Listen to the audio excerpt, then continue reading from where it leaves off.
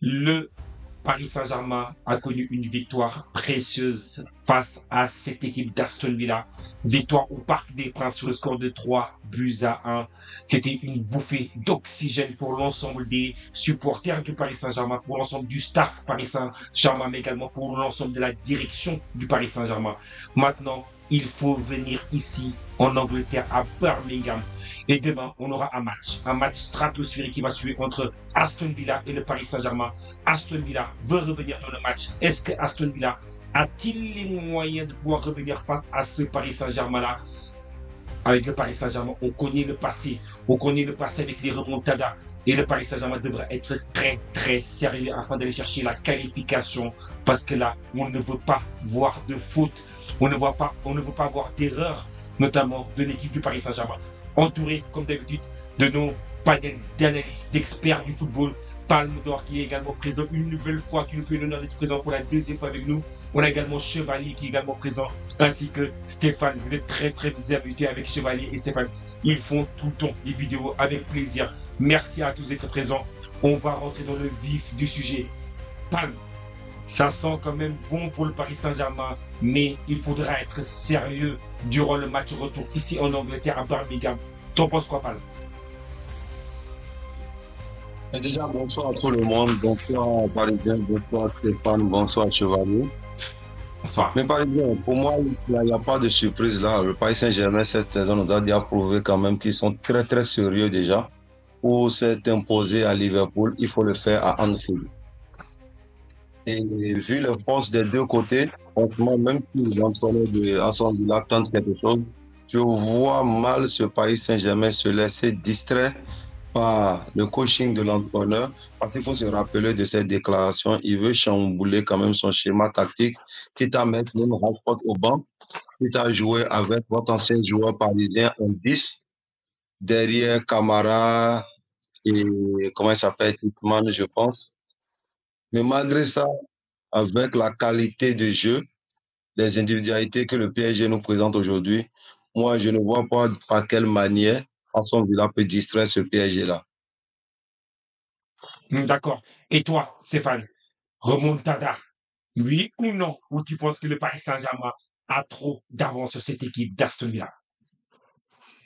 Déjà, bonsoir, bonsoir Parisien. Merci Bonsoir. encore une fois de plus pour l'invitation. Bonsoir Chevalier, bonsoir Palme. Honnêtement, je ne vais pas changer mon physique d'épaule, hein. Personnellement, je pense que le PSG est dans une continuité, et une continuité plutôt positive, quand tu dis la vérité. Actuellement, ils nous ont montré non seulement qu'ils maîtrisent très bien l'aspect du football, c'est-à-dire ils nous proposent du très beau football, un football assez varié. Et en plus de cela, ils ont cet esprit de résilience, comme on l'a dit la dernière fois ici, où il y a cette équipe du PSG qui arrive, même si elle est menée, elle arrive quand même à sortir victorieuse de ces matchs. D'accord. Donc, ils ont gagné 3 buts à 1 à domicile à la maison, avec la manière surtout. Et malheureusement, Aston Villa a décidé de ne pas se découvrir, de jouer en contre-attaque, jouer bloc bas et tout, parce que justement l'adversité en face du PSG était assez énorme, atrocement, vraiment écrasante, si on peut dire ça comme ça. Je pense qu'au match retour, certes, Aston Villa n'a pas perdu, je pense, cette saison en Ligue des Champions, n'a perdu aucun match à domicile. Mais n'empêche que pour moi, je pense quand même que le PSG reste grandement favori et va l'emporter. Du moins, il va rassurer sa qualification pour les demi-finales.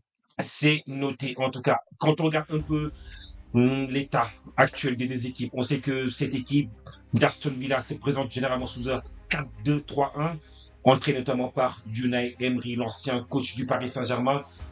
Face à cette équipe du Paris Saint-Germain qui généralement se positionne en 4-3-3, on sait que les hommes en forme du moment, on a Rodgers d'un côté Aston Villa, et on a Ousmane Dembélé côté Paris Saint-Germain. Rodgers, en termes de notation, il est à 7,24. Ousmane Dembélé est à 7,98. 4 buts pour Rodgers contre 7 buts pour Ousmane. Ousmane Dembélé qui, on a l'impression qu'il marche sur l'eau depuis cette année 2025. Quand on regarde un peu les expected goals ainsi que les buts attendus, là pour Ousmane Dembélé, il est à 7,38 alors que Rodgers est à 2,98. En termes de passes décisives, c'est égalité entre les deux.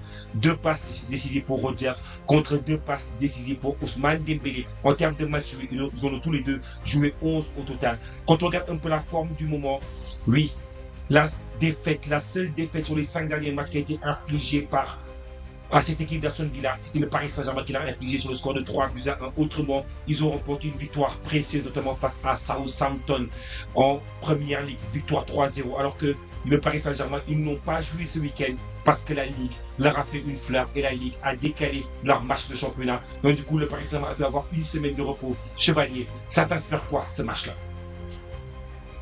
Oui, bonsoir Parisien, bonsoir Palm et Stéphane, j'espère que vous portez bien.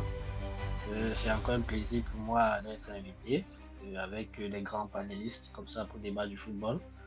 Concernant le match retour PSG Aston Villa, comme les autres l'ont si bien dit par rapport à ce que le PSG nous propose depuis le début de saison, c'est assez intéressant, surtout à partir de 2025, c'est-à-dire la deuxième partie de saison. On voit que c'est une équipe très performante, qui met beaucoup du pressing, qui est très agressif et qui se procure aussi beaucoup d'occasions. Mais il va falloir être très concentré du début jusqu'à la fin. Parce que dites-vous que le match aller, certes, c'est fini 3-1. Et le PSG s'est procuré beaucoup d'occasions, mais n'ont pas pu marquer toutes ces occasions-là. Il a fallu à la 93e minute pour que le PSG mette le troisième but. Donc le match aurait pu finir sur un score de 2-1. Et si le match était fini sur un score de 2-1, ça allait être encore beaucoup plus intéressant mal retour. Donc ce match, je pense que Aston Villa aura un souci d'orgueil. Ils sont à domicile et je pense que par rapport à ce qu'ils ont proposé au Parc des Princes, ils vont avoir une meilleure performance. C'est-à-dire que dans la proposition du jeu offensif, c'est-à-dire dans même la création des occasions, je pense qu'Aston Villa va se créer beaucoup plus d'occasions. C'est au PSG d'être beaucoup plus concentré et d'être solide, de pouvoir finir ce match-là dans les bonnes conditions.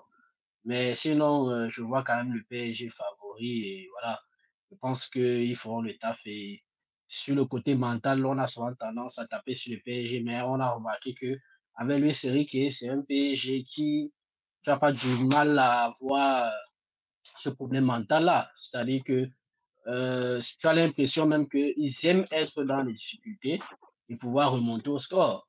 On avait tendance à croire que le match en huitième de finale face à Liverpool, qu'ils allaient peut-être chuter là-bas en fil, mais ils ont montré un caractère de champion et ils sont dans une bonne dynamique. Donc, ils doivent continuer ainsi. Et je pense que s'ils jouent leur football, les choses vont bien se passer et ils vont se qualifier. D'accord. Le mental, comme souligné par Chevalier, est-ce que le mental qui a très souvent fait défaut au Paris Saint-Germain, notamment dans ces moments de la compétition, est-ce que vous pensez que le mental peut encore influencer, peut encore ramener, hanter le Paris Saint-Germain et le faire revenir dans ses travers du passé? Stéphane, t'en penses quoi de ce mental-là? Après, je passe la parole à Thomas Palme d'Or. Euh, Par exemple, tu sais, compte tenu justement de l'état psychologique, du moins l'état de forme surtout de cette équipe du PSG cette saison-ci, moi je te dirais oui. On a pu justement remarquer cette saison-ci qu'ils ont à plusieurs fois, du moins concédé un but. Et par la suite, ils ont su trouver le chemin des filets, surtout gagner avec une grosse marge. Je pense pratiquement cette saison-ci, ils ont réussi à le faire 6 fois. Donc, ce n'est pas anodin. Aujourd'hui, il y a une équipe du PSG qui est avec une équipe de jeunes et surtout une équipe de jeunes qui n'a pas subi justement les déroutes d'autrefois. Vous vous rappelez, on parlait justement de l'étape psychologique de ces joueurs qui avaient subi des remontadas. Ça joue dans le mental. Et si vous savez très bien au football, si la tête est un peu, si la tête ne va pas très bien, le corps aurait du mal à suivre. Donc, je pense que cette équipe est non seulement amie footballistiquement, mais surtout, ils ont le mental pour pouvoir arriver à bout. Donc, honnêtement, même si on jouera à Villa Park, à Aston Villa, je pense que ça reste quand même ça reste quand même difficile pour moi de voir cette équipe du PSG se faire éliminer, hein, honnêtement. Donc, C'est il noté. faudra qu'il soit focus C'est jusqu'à noté. la fin des Et toi, matchs. quand tu regardes un peu sur l'état mental, j'ai entendu Stéphane mentionner que oui, c'est pas forcément la même génération, cependant, on a quand même toujours le capitaine Marquinhos qui a été de ces moments-là exactement. Est-ce que tu penses que le capitaine sera en mesure d'avoir emmagasiné assez d'expérience pour ne pas faire chavirer un peu le navire? Mais tu vois, Parisien, ce que Stéphane a dit, il n'a pas tort. Moi, je ne vais que prolonger ce qu'il a dit. Parce que même Marquinhos qui est là, il faut donner à César ce qui est à César. Et le César, là, c'est l'entraîneur de Paris Saint-Germain.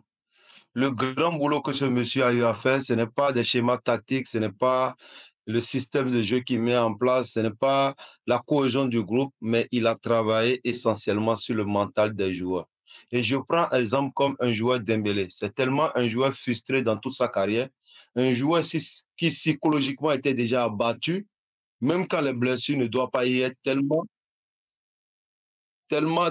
tu le vois avec la peur, ce qui provoque les blessures. Mais quand tu prends Dembélé cette saison, l'entraîneur a tellement travaillé sur son mental que ce monsieur, il a oublié derrière lui les problèmes de blessures, les problèmes de manque de retard à l'entraînement, les problèmes de manque de sommeil où il s'amuse. Il a laissé tout ça là derrière lui parce qu'il y a un entraîneur qui a travaillé sur son effectif et qui a travaillé sur le mental de tout le monde. Donc, Marquinhos ou pas Marquinhos, je te promets que le discours de l'entrepreneur, ça passe. Et l'entraîneur, en le connaissant quand même, ce n'est pas quelqu'un qui rigole. Un entraîneur qui est capable de tenir tête à Messi au Barça et qui a failli même avoir des conflits avec Messi, qui a voulu recadrer Messi. Ce n'est pas un joueur au PSG qui va le faire peur. Un entraîneur qui a le courage de dire, je sais que l'année prochaine, Dembélé et Mbappé ne seront pas avec nous, autant pour moi. Et il dit, c'est en fonction de ça, il le fait sortir parce qu'il sait que la saison prochaine, joueur comme Mbappé ne sera pas avec eux. Alors là, le mental est au bon. Et je te promets, quand tu regardes la saison du Paris Saint-Germain, lorsque Paris est mené 2-0, même si on me dit que City est éclaté, un City qui n'est pas en forme sur la saison, mené 2-0 en deuxième mi-temps d'un match, il arrive à remonter et termine le score 4-1, mené 1-0 chez soi à Liverpool. Au retour, il remonte le 1-0. C'est bizarrement que Dembélé qui a ce mental de marquer ce but. Aujourd'hui, je te promets que l'équipe qui va sortir le PSG, ce ne sera pas une question de mental. C'est noté. En tout cas, c'était passionnant. Chevalier, je te tombe dessus, Chevalier. Le mental et également, je voudrais également prolonger un peu plus la question après, parce que on entend tous les louanges qui sont adressées à Lucien Riquet, mais Lucien Riquet aura également une bataille tactique à livrer, notamment face à Unai Emery. Qui vois-tu remporter cette bataille tactique? Tactiquement, c'est vrai que par rapport à ma perception du football, je préfère beaucoup plus la tactique de Luis Enrique. Mais j'aimerais vite revenir d'abord sur les propos de Palme d'Or, où je n'étais pas totalement d'accord, parce que Vas-y. pour moi, le mental, ça dépend aussi de l'adversaire. C'est-à-dire que lorsque tu es face à une équipe où c'est toi qui es favori, peut-être tu peux te relâcher. C'est-à-dire que tu peux avoir ce côté-là en toi où tu te dis que voilà, peut-être tu n'as pas besoin de te donner à 100% pour pouvoir éliminer cette équipe. Surtout qu'au match aller, tu as déjà gagné cette équipe par un score de 3-1. C'est là où peut-être le mental peut intervenir. Parce que dites-vous que lorsque le PSG a affronté Liverpool, dans leur tête, ils savaient déjà que cet Liverpool est meilleur que eux. Par rapport au vu de ce que Liverpool proposait, par rapport au fait que Liverpool était favori, par rapport au fait que Liverpool était pratiquement la meilleure équipe d'Europe, par rapport à la saison que Liverpool faisait. Donc, eux, ils partaient affronter Liverpool en n'étant pas favoris. Donc, lorsqu'ils gagnent et ils montrent leur supériorité face à cette Liverpool-là, on applaudit, bien évidemment. Mais, sauf que face à Aston Villa, ils partent plutôt en étant des favoris. Là, ça joue sur le mental. Maintenant, c'est à ce niveau-là que lui, c'est lui qui doit travailler avec les joueurs pour se dire que les joueurs que vous allez affronter, considérez que ce sont les meilleurs. Considérez qu'ils sont même meilleurs que ce Liverpool que vous avez affronté en huitième de finale. C'est comme ça qu'ils pourront peut-être passer. Parce que il faut pas oublier aussi que le match aller, certes, avec la domination du PSG, sur une sur un moment de déconcentration, Aston Villa a pu marquer. C'est-à-dire que c'est Aston Villa qui a ouvert le score en premier. Et c'est pas derrière que voilà, le PSG a pu égaliser et revenir. Mais sinon, si à l'extérieur demain, Aston Villa commence aussi à marquer, avec le 12e homme qui est le public, les choses peuvent aller très vite. Donc, il va falloir vraiment juger ce côté-là et se dire que c'est une équipe très, très solide. Il ne faudrait pas prendre cette équipe à la légère. Noté. Comme tu as été challengé par Andorre, tu as le droit de réponse par rapport à ce que comment Chevalier t'a challengé. Non, mais moi, je comprends ce qu'il dit. Je comprends ce qu'il dit. Aujourd'hui, Paris est favori. Paris peut être dans, c'est pas, dans la complaisance, la supériorité de se dire je suis favori. Et là, le mental doit jouer. Mais je dois rappeler à Parisiens et je dois rappeler surtout à Chevalier que Paris était favori contre Manchester United. Et quel Manchester United? Un Manchester United vraiment éclaté. En tout cas, un Manchester United qu'on attendait plus grand-chose. Et le problème de mental s'est posé là. Et je me rappelle d'un Titi parisien que tous les Parisiens aimaient. On ne pouvait pas lui en vouloir parce que c'était vraiment un chouchou parisien, mais qui a créé le penalty. Donc, Chevalier, je te promets que l'entraîneur de Paris Saint-Germain, il est au courant de tout ça là. Et tellement il est au courant de ça, il a eu le culot de sanctionner Dembélé. Il a recadré. Et je te promets que ce joueur qui ne sera pas dans la ligne de Henrique et qui ne sera pas concentré, il va le recadrer. Et ce mental aujourd'hui, moi je ne sais pas comment le PSG peut faillir aujourd'hui. Et je le rappelle, un PSG qui a terminé City alors que City menait 2-0. Attention les gars, City menait 2-0. Et je dis, ce Liverpool, allez à Anfield. Il faut que je te rappelle, Chevalier. Et si les gens ne le savent pas, tu es un Barcelonais et tu as vraiment une mémoire quand même fraîche pour te rappeler que lorsqu'on est allé à Anfield, je me rappelle tout de ce qu'on est là. Le mental nous a manqué, malgré qu'on a l'histoire de la Champions League. Donc, aller s'imposer sur ce terrain-là, c'est vraiment une question de mental. Et si le PSG a pu le faire aujourd'hui, je ne pense pas que c'est Aston Villa. Le PSG ne va jamais aller à Aston Villa et négliger Aston Villa aujourd'hui. Vu tout ce qu'ils ont déjà subi comme humiliation, il faut que je te rappelle, après avoir mené 4-0, la conversation des joueurs comme Verratti, dans un restaurant où ils se moquaient du Barça, eux, ils peuvent gagner 1-0, ils peuvent gagner 2-0, ils peuvent gagner 3-0, mais pas 4. Même s'ils marquent 4 buts, ils vont encaisser. Tu vois, il n'y a plus même ces propos-là aujourd'hui. Les joueurs de Paris Saint-Germain, ils sont concentrés, ils terminent leur match, ils vont se dégraisser avec la famille, ils se concentrent à l'entraînement. Il n'y a plus de, c'est pas, de distraction. Non, non, non. Le PSG n'est plus dans ça. Tu t'armes pour venir jouer ce PSG aujourd'hui et je te promets que l'équipe qui va les sortir, je me répète, l'équipe, ce ne sera pas question de mental. Il va falloir être supérieur à ce PSG-là. C'est noté. En tout cas, je passe maintenant la parole à Stéphane. Stéphane, franchement, le débat, il est intéressant. Qu'est-ce que tu aimerais ajouter? T'es plutôt quel côté de ton côté? Non, mais je vais être d'accord avec Pandore, hein, puisque je pense que bien avant, en amont, j'ai déjà eu à dire que pour moi, cette équipe du PSG, cette saison-ci, a pu nous montrer que elle ne subit plus en quelque sorte les remontrances du passé. Donc aujourd'hui, certes, parfois ça peut arriver, comme dans toute équipe qui a la possession de balle, ça peut arriver, il y a des moments où ils peuvent peut-être s'oublier et peut-être concéder un but. Mais c'est justement leur capacité à pouvoir justement se relever et surtout écraser l'adversaire. Donc c'est ça qui fait peur. Pour moi, la seule façon de les battre tout réellement, c'est de les battre un peu comme Atlético Madrid a pu le faire, c'est-à-dire tu fais un hold-up, ça veut dire que tu marques à la dernière minute, comme ça le match est fini. Parce que si tu marques au début du match, soit ceux qui vont rattraper, ils vont t'éclater. Donc pour moi personnellement, je pense que, comme je l'ai dit, footballistiquement, ils sont prêts. Mentalement, ils sont prêts. De tout ce que j'entends, les retours que j'ai de la part du collectif, des joueurs et tout, de la direction, actuellement, c'est plutôt sain. Les joueurs sont impliqués. Il y a plus de déboires d'avant comme on écoutait. Tu vois, il y a plus des trucs extra sportifs qu'on attendait à l'époque.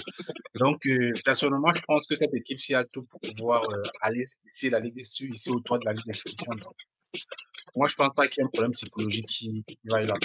C'est noté. En tout cas, j'ai pris note et je m'en servirai pour la conclusion. Et je pose maintenant la question un peu fatidique. Qui voyez-vous faire la différence durant ce match-là? On en a un dont on parle énormément pour un potentiel ballon d'or. Suivez mon regard. En tout cas, Palme d'or, pour toi, le match, c'est qui le facteur numéro 1 qui va faire la différence sur le terrain? Bon, je vais pas te donner de l'eau à la bouche, je vais pas te jeter de miel pour que tu puisses consommer. Pour moi, c'est Kvaratskhelia. Je vais totalement éviter ton joueur. Et je trouve que Kvaratskhelia, on n'en parle pas beaucoup, mais pourtant, c'est un joueur qui contribue beaucoup en attaque. Et franchement, ce gars, il déséquilibre la défense Alves. Et je pense que demain encore, il va faire la différence, ce joueur. C'est noté. Varaskelia, c'est le joueur que Palme d'Or voit faire la différence. Mais n'empêche que j'aurais bien aimé qu'il me cite un joueur. Je vous le montre comme ça à l'écran. C'est Ousmane Dembélé. Lui, du haut, c'est 1m78, 27 ans, l'âge de la maturité, valorisé sur le marché à hauteur de 55 millions d'euros. Il évolue sur le l'aile droite. Maintenant, il s'est plus recentré en tant qu'attaquant finisseur. 21 buts cette année en Ligue 1 avec au total 5 passes décisives. Et pourtant, on en parle de plus en plus pour un trophée de Ballon d'Or. Et là, je te pose la question à toi. Enfin, Chevalier, toi, de ton côté, qui penses-tu va faire la différence durant ce match-là?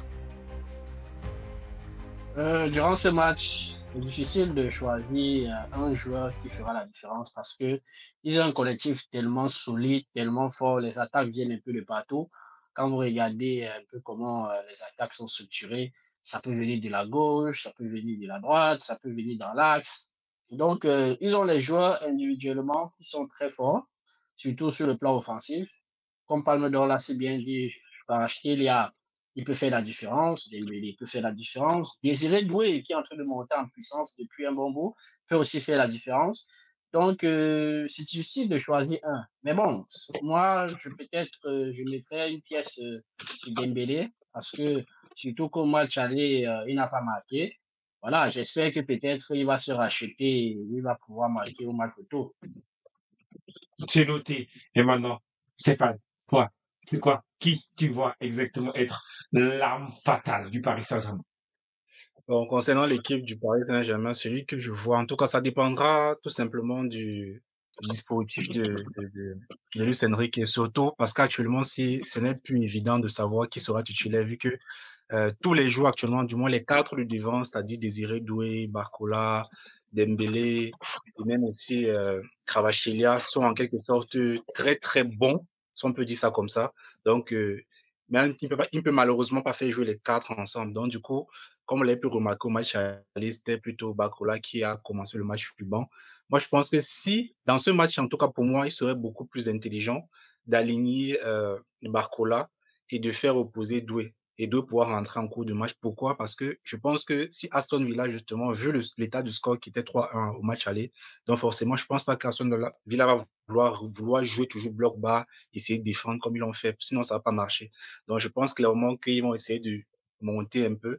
Et vous savez très bien qu'entre Désiré et Barcola, celui qui va plus vite, c'est Barcola. Et Barcola peut être très tranchant dans les contre rapides. Donc, je pense que pour moi, Barcola pourrait, dans ce système-là, faire beaucoup de dégâts. C'est noté. Et maintenant, l'instant pronostic pour le match. Pan, c'est quoi ton pronostic pour ce match-là? Mon pronostic pour ce match, franchement, 2-0 en faveur du PSG. Donc, une qualification tranquille. Et toi, Chevalier, c'est quoi ton pronostic? Moi, je vois quand même un 2 en faveur de Aston Villa, mais Wow, avec la 2-1 pour qualification du Aston Villa. PSG. Bah oui, bien évidemment. Je vois quand même Aston Villa s'imposer chez eux à domicile. Mais bon, le PSG va pouvoir se qualifier. Mais Aston Villa, je sens qu'il peut faire un coup. Dans quel scénario? Genre, qui commence par marquer? Est-ce que tu vois Paris marquer ou tu Je vois pense Aston que Villa marquer en premier? non, Aston Villa, je pense qu'ils vont marquer en premier. Aston Villa qui marque en premier, puis ensuite 2-0 ou 2-1? Tu voulais le scénario de la peur ou quel scénario? Je vois même un 2-0 Quoi? avant de voir un PSG revenir à 2-1. Ouais. Waouh! Et c'est vrai, franchement, parle. Faut rebondir sur ça. Je ne peux pas laisser passer ça. Qu'est-ce que tu en penses? Ça manque ça. Vas-y exactement, Stéphane. Après, je poserai la question à Palmer. Ok, ok. Le 2-0, t'en Honnêtement, penses quoi? moi, je pense que c'est peu probable que ça puisse être le cas. Mais en vrai, soyons fous. Disons-nous qu'ils sont quand même chez eux, tu vois. Ils vont essayer de essayer de gagner, surtout essayer de se qualifier. Presque je dis même, je raconte des conneries. Ils vont rien faire. Ça va pas se passer comme ça. Ça va pas se passer comme ça. Je suis désolé. C'est que Chevalier essaie de nous faire avaler. La pilule qu'il essaie de nous faire avaler là, honnêtement, moi, ça prend pas. Moi, personnellement, je vais peut-être avoir le score le plus, du moins le pronostic le plus, pour moi, décent, si on peut dire ça comme ça. Moi, je dirais peut-être un 3-1. 3-1 pour Victoire Paris. 3-1 pour Une Paris. seule Sachez fois. que j'aimerais dire un truc vite fait. Sachez qu'en termes de pronostic, jusqu'ici, j'ai été le meilleur. J'ai été celui qui se rapprochait le plus. Donc, je suis beaucoup plus lucide en ce qui concerne les pronostics. C'est Donc, noté. essayez de Palmodor, prendre ça en considération. Palmodor, je te ramène dans la conversation. Toi, le pronostic fou que nous a fait Chevalier, est-ce que tu y crois? Non, c'est la règle. Peut-être qu'il a été celui qui prononce et qui donne bien les scores ici, mais cette fois-ci, c'est l'exception qui fait la règle. Il est totalement à côté de la plaque. Moi, je le dis comme ça, Chevalier. Ton truc de 2-0, ça ne peut pas marcher. C'est comme si on est en contradiction totale avec tout ce qu'on vient de dire. Un PSG qui domine un match, qui a un mental d'acier, qui a vraiment un mental à toute épreuve, ne peut pas se permettre de se faire gagner 2-0 par Aston Villa. C'est impossible, je te promets. 2-0 avant de Dominer n'est penser pas à gagné. remonter. Hein. Non, Dominer je n'est sais, pas mais gagné, 2-0, attention. le mental a pris un sérieux coup. Et c'est en Pas mangeant à forcément. l'appétit, si tu crois. Non, mais si tu commences par prendre 2-0, tu peux prendre le 3. Oui, Moi, je ne. mais le 1-0 arrivé facilement au match aller, bien que le PSG a largement dominé cet Aston Villa. Sur un coup de déconcentration comme ça du PSG, Aston Villa a marqué et ça peut arriver à quoi à domicile. Donc, pourquoi pas? Et ça dépend aussi du temps. Ça dépend du temps quand est-ce qu'ils vont marquer. C'est pourquoi j'ai dit tout à l'heure que pour moi, c'est une équipe. Le PSG a pu nous montrer cette saison, c'est que même si tu les marques, il faut les marquer stratégiquement, c'est-à-dire faire un hold-up. Tu les marques genre en fin du match. Là, tu peux peut-être clairement les tuer parce qu'ils n'auraient pas le temps. Mais si c'est que tu marques genre en mi-temps ou avant la mi-temps, la première mi-temps, sois-en sûr que le score peut rester 2-0 comme ça jusqu'à la fin. Je vous dis déjà que à la mi-temps, Moi, j'ai une on question. aura 1-0 en faveur d'Aston Villa. Mais moi j'ai une question parisienne. Vous pensez vraiment que Aston Villa peut prendre le jeu en son compte, ce qui veut dire maîtriser le jeu, essayer de jouer pour marquer un but, 2 buts au PSG, ce qui veut dire qu'il a la possession, il gère le jeu? Non, franchement, les gars. Vous pensez vraiment que ce PSG, cette saison-là, il y a une équipe qui peut les dominer dans le jeu, statistiquement, jusqu'à marquer 2 buts avant que le PSG ne se réveille? Non, pour moi, c'est impossible. À moins qu'il y ait 2 corners ou bien 2 coups francs à la Rice, des coups francs de 50 mètres même, qu'on me met dans les filets, le gardien qui a l'habitude de faire des boudes. Et franchement, si ce match, il me fait des boudes de 50 mètres, là, peut-être, on sera dans un scénario vraiment improbable. Sinon, même Aston Villa, marquer un but jusqu'à marquer 2, pour moi, c'est quasi impossible. Le PSG va dominer Aston Villa. C'est noté en tout cas. J'emprunte ici les phrases de Stéphane. Mentalement prêt, sportivement prêt, tout pour aller sur le toit du monde et pour aller sur le toit de la Ligue des Champions. Une Ligue des Champions que le Paris Saint-Germain s'est toujours battu pour aller chercher sa première LDC. On le sait, l'Olympique de Marseille là, l'Olympique de Marseille est la seule équipe française à posséder cette précieuse Ligue des Champions. Et les Marseillais n'arrêtent pas de se moquer des Parisiens, à jamais les premiers, mais également uniquement les premiers à détenir cette précieuse Ligue des Champions. Est-ce que le Paris Saint-Germain va-t-il y arriver? C'est également une des questions qu'on se pose. Un collectif pour faire la différence plutôt que des individualités. C'est ce que représente ce Paris Saint-Germain là. En tout cas, on a hâte de voir un moment qui sera absolument à garder dans la mémoire collective, un moment de football qu'on va vous faire vivre ici sur la chaîne Parisienne Football. N'hésitez pas à vous abonner, mettre le pouce bleu pour nous aider à notre développement, pour notre développement. En tout cas, merci à Chevalier, merci à Palmodor, merci à Stéphane pour une vidéo qui a été sympa à tourner en tout cas. Merci beaucoup Parisien et merci aussi à tous les Merci mon frère.